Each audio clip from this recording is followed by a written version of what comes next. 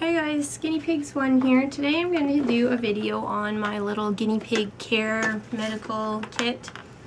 So here it is here. It's just in a plastic container. You can find these at like Walmart or anywhere. There's a little flip lid and 2 drawers. I would recommend everybody get this one. It's really nice to have things organized so when you do need them you can find it easily. Now in this top part here is what I use the most often. So this is where I have nail clippers. These are for Seymour. And then the human ones I love to use for the skinny pigs. And then after I use this nail file for all the skinny pigs to get rid of any sharp points. And I also have a little flashlight. Sometimes if you can't see the quick, it's a good idea to use a flashlight to hold against the nail and you can see the quick better. I don't really use that because now that I've gotten used to things, I haven't needed it. But you never know. I'm just going to set this down for the other stuff. So the top drawer is kind of like the creams and ointment drawer. First I have from Gorgeous Guineas, Perfect Paws, and the foot and mouth ointment. Now the Perfect Paws I'd recommend everybody has. This is great to put on the piggy's foot pads after you clip their nails. Just keeps them nice, protected, moist. It's a good idea. And the F&M ointment is if your piggy's had a sore on their mouth or really sore feet, which Ernie has. He has to have something put on his feet every day because his feet irritate him for whatever reason. And this one works a little bit better than the Perfect Paws. So both those Gorgeous Guineas, highly recommend. Now speaking of foot creams, I also have this Helix. This is a topical cream. This is what I used for Ernie when his feet were first bothering him. But for long-term use, this just seemed to irritate his feet a bit more than help them. But it was good in the beginning, so I'm going to keep it. And also from Gorgeous Guineas, this is the Calendula Lotion. It is safe to use on the pigs. And obviously I use it on the skinny pigs because sometimes their skin can get a touch dry. And the coconut oil doesn't really help moisturize skin. So this is what I use only as needed, and it's in the winter when I need it because the furnace is on, which can kind of dry them out a bit, but I need the furnace on to keep them warm. So that is what I use. And the other thing I have in there is some aloe vera. This is just all natural aloe vera, which is never a bad idea to have on hand because it's safe to use on the pigs. I had to use this on Kelvin and Hobbs when I first had them. I don't think I changed their beds often enough, so they got a bit of urine scald on the side of their neck. Like nothing serious, so I had to use this on their neck twice a day for about a week and it went away. And from there, that's when I learned I need to change their beds every day or every other day. Because unfortunately, pigs like to pee and poop in their bed, which just drives me nuts.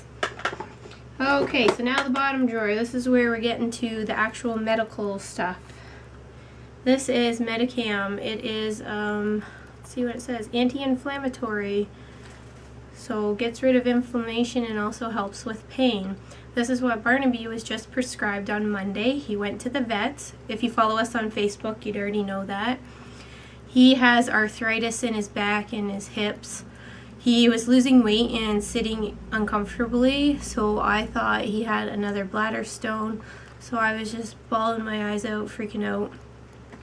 And at the vet's he got an x-ray, no stones, but it showed that he has arthritis. So he is on this for 10 days to try to get his pain under control, and then it will be just on an as-needed basis. So I was relieved, but I feel bad that he has arthritis, but he's going to be 4 years old pretty soon. So he's getting up into the senior years. So arthritis we can handle. Alright, and the next thing I have in there, Little Tummy's Gas Relief Drops. This is simethicone. This is what you use for little kids and infants. It gets rid of gas. And guinea pigs can get bloat. And at the first signs of bloat, this is an excellent thing to have. I have had to use it often, and my mom's borrowed it before. You give them a bit of this. If their tummy's a bit bloated, they're not eating as much, and their poops are getting smaller. If you catch it quick, this should reverse it. If they're not pooping at all, not eating at all, you need to go to the vet. but as a quick action thing, this is great to have. You give this, and it, however it works, it takes all the little gas bubbles and makes it into one big bubble so that they can release the gas and get back to eating. And another thing I have in my kit is, this is liquid Advil. This is just for children. Ibuprofen is something that is safe for guinea pigs, but I don't recommend anybody buying this or using this unless you know the dosing and your vet has okayed it. This would be something as an emergency, literally an emergency, that you need pain meds right away. You don't have Medicham. But again, don't get this unless you know what you're doing with it. And now here is another thing I have. It's Probiotic. This is Benebac Plus. It is a little gel paste that you can give to your piggies to help their digestion, help natural bacteria. Somebody is pulling my pant leg for me to pay attention to them. When your pigs are on antibiotics, some pigs, that can really upset their stomach and they don't want to eat, and this is a great way to counteract the antibiotic to help their digestion. So Benebac you can get at any pet store or order online. Now in here I have some antibiotics. This is Rugby's, which I just can't throw out.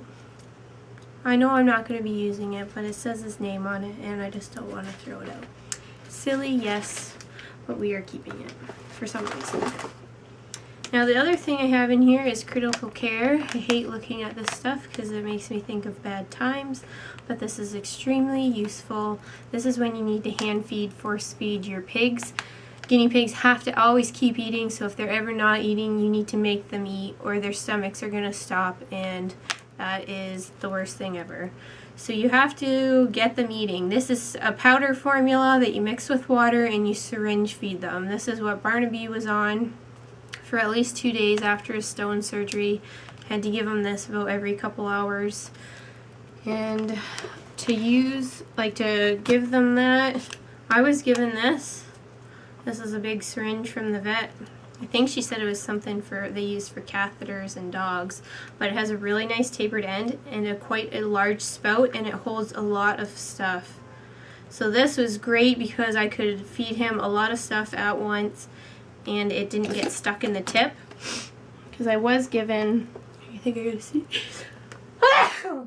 Excuse me. Oh. Uh-oh. Pardon me. That is something the pigs have had to get used to. I used to sneeze a lot and scare them, but now they don't even care. I was given this at first to force feed, but the tip is so small that stuff gets crammed in there and stuck, and then you have to keep refilling it because it's not very big. So that big syringe was the best. Oh man. Jesus, Murphy. Okay, and then this is in my medical kit. This is buprenorphine. I don't know how you say it. It's kind of like a morphine type thing that's for pets. This is like a really, really strong painkiller. Barnaby was given this when he had his stone removed. I didn't use it. I only used 1 dose of it because one of the side effects was, sorry, now my nose is runny, was it could really make them kind of, what do you want, like stone, like totally out of it. Their gut can slow down. So I had given it to him and he was glassy-eyed and off in another world. So that freaked me the heck out because he needed to be eating and getting back on track, but it stopped him from eating. So I only gave it to him once and then stuck with his Medicham and never gave it again. But of course I am keeping it just because you never know what could happen where you need a strong painkiller.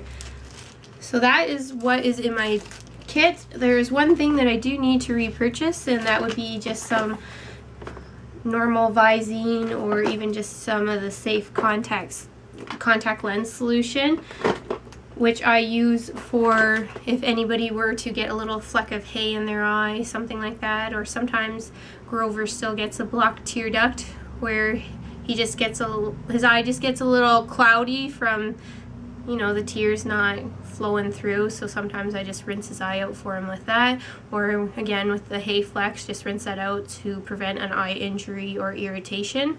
it's a really good thing to have. I've used it quite often because you know when they're eating their hay, sometimes it's fallen down and they could get a bit in their eye, and it's good to act quick just to get that out so nothing further happens.